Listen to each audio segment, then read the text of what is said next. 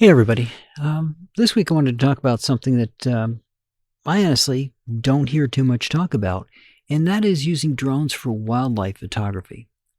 And you might think, well, but they're noisy, they'll scare things. Drone cameras, and it's something that I don't hear people talk about very often, is drone cameras have wonderful zoom capability to it, which means you don't have to be close to what it is you're going to film. Now, again, if what you're trying to film are deer and they're under trees, this is going to be difficult, right? You're going to be in an area where they're probably going to hear it.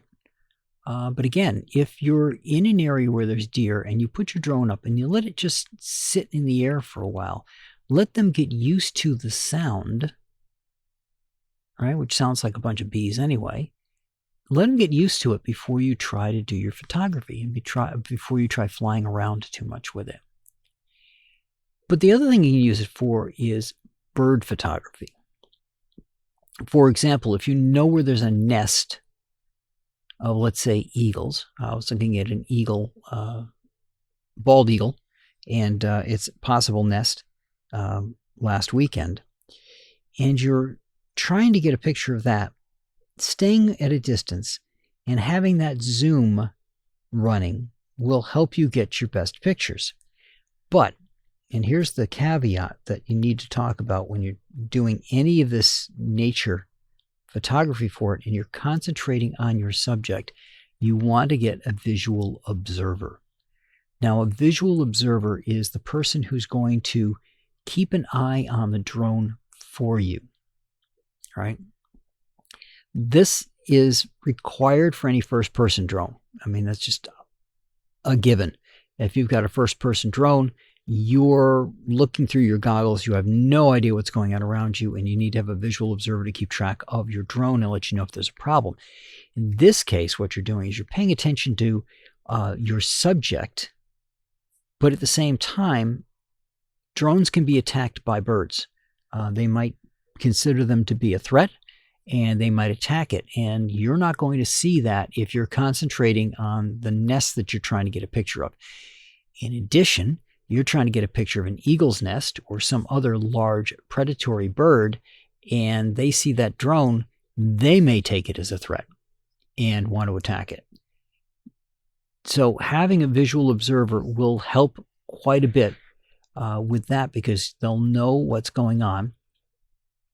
And again, typical for it is, remember, birds can drop from the sky very quickly, but they cannot rise quickly. A drone can. So shooting a drone up when a bird's coming at it, up and away, will cause the bird to have to reverse course and then have to really work to catch up with the drone.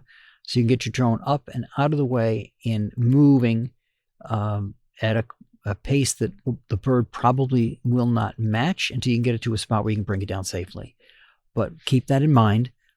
If you're, it is counterintuitive. If a bird's diving at your drone, you're not going to want to bring it up, but you do. You want to bring it up and away from the bird so that you don't injure the bird or the drone.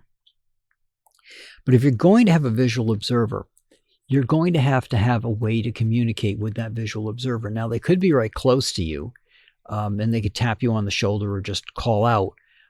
But it might be a good idea to have one or two visual observers looking at it from different angles, especially if a visual observer can't see all the way around the drone, right? If there's a blind spot, for example, you may want to put another visual observer out for something like that. If you're going to do that, I would recommend that you're going to go get a GMRS radio. Now, they don't necessarily require a license, but getting a license for it is very simple. It's kind of like a CB with a limited number of channels, but better range. And most of them have either the capability of, or they come with an over-the-ear rig with a microphone so that you can easily talk back and forth to each other. Some are push to talk to in order to do that. I think there are some that are voice activated, but don't quote me on that because I haven't seen anything like that in the in the inexpensive range. So it might be in the higher range stuff. And when I say inexpensive, you're talking about 40, 50 bucks for a pair of radios. So you get a couple of pairs of those. So you've got a backup. And now you can have 2 visual observers and yourself. And this allows you to have a view of the drone while you're concentrating on getting your pictures. Now, of course, if you're going to take pictures with it, you're going to have a commercial license anyway. You already know what I'm talking about with the visual observer, but I just wanted to point out that you could get some very beautiful wildlife photographs, but you always have the risk when you're doing that of somebody coming at your drone. If you can divide your attention evenly and see the drone easily from where you are between what you're doing, flying the drone, and the nest or whatever it is you're trying to photograph, more power to you. I would like to have a visual observer around just as a backup, all right, just as somebody else who might spot something that you didn't catch because you look down at the screen to go see if you get to the photograph you're looking for. In the meantime, a bird pops out of nowhere and comes cycling down towards your drone to get it out of the way. I have had that issue at my home when I put the drone up. Not so much that the bird wanted to attack the drone, but more the bird was just curious about the drone. And even a curious bird can be a danger because if they get too close or they move in the same direction that you're trying to move the drone into and you collide, your drone's going to come down and you may kill the bird and you may take out your drone as well. So always be careful and mindful when you've got your drone up in the area where there are birds of what's going on. But that doesn't mean you can't use them to photograph a bird's nest, because think of the advantage that you get with a drone. You get that zoom factor to it, so you don't have to be right on top of the nest, but you can be above the nest, right? Something that you may not be able to do in regular circumstances. Get above the nest and be able to shoot down into that nest and see the babies or see the nest itself with the birds sitting in it. It gives you a huge advantage as to what you can do. But again, it's very easy for you to get lost in concentrating into doing your videography or taking your photographs of that subject and lose track of the fact that there might be something in the area that the drone has upset and is willing to take the drone out. So if you're going to do that kind of stuff, my recommendation is get yourself a good pair of radios. I like the GMRS type. You can get a license for them very simply. I think they're better than walkie-talkies. They don't have if you're familiar with the old walkie-talkies and the huge antennas, those are a thing of the past.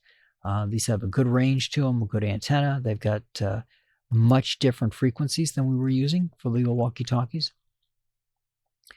They can go up in the UHF frequency range, and you get a decent distance off of them, off of some small wattages. And you're not going to need much because your visual observers are not going to be that far away from you.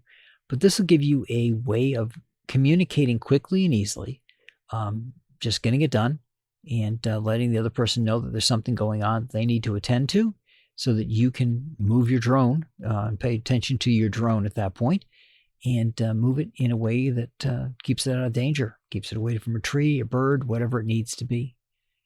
And that'll allow you to be a little bit more flexible in what you do because there might be something that you just can't see from your angle. But if they can get to an angle and see the bird and see if it's getting too close to a tree, for example, then you're all set. While you have to see your bird with regular eyes or just glasses. That doesn't mean your visual observer can't zoom in on it with a pair of binoculars to give you a heads up from a completely different perspective.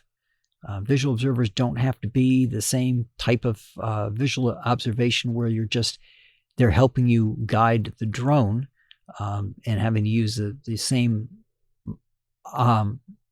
naked eye, if you will, to see it. You're using a visual observer for a completely different purpose here, and that's just to make sure that as you're navigating through some foliage, for example, they can be away so that they're not going to scare whatever you're photographing, but at the same time get a feel for where the drone is and give you a heads up should there be a problem. Now, that visual observer is not going to be one who's going to be replacing your eyes. You'll still need another visual observer, but it gives you some flexibility. And like I said, these radios are inexpensive. They have a good range to them. Just make sure everybody's on the same channel and know what to do, and you're all set. And that's what I got for you guys this week. And I will talk to you all next week.